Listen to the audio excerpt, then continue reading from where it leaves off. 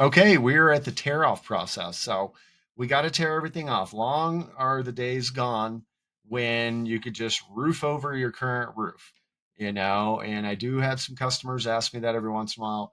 We can't do that. I mean, technically, you can't either, unless you don't want to pull a permit and down the line you'll get in trouble. So we have to tear everything off to the decking, right? And it's called a clean deck.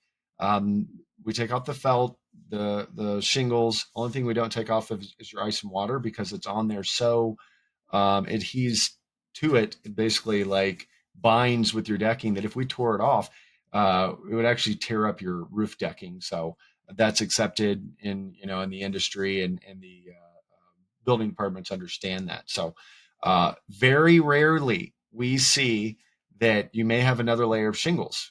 And if you have another layer of shingles, you're going to, well, we got to take it off. Usually know it ahead of time. We can tell it from your rake.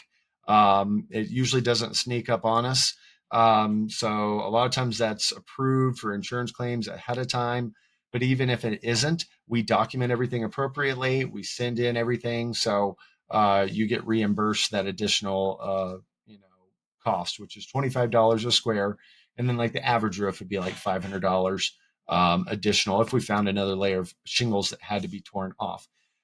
Next is your felt paper. We do see that a bit more often, still pretty rare, but homeowners they didn't know or whatever. There may have been 3 or 4 or 5 roofs done and they never tore off any of the actual felt paper.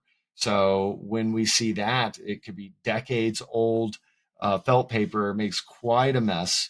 There's a lot more work to get everything off, to get everything down to your actual decking.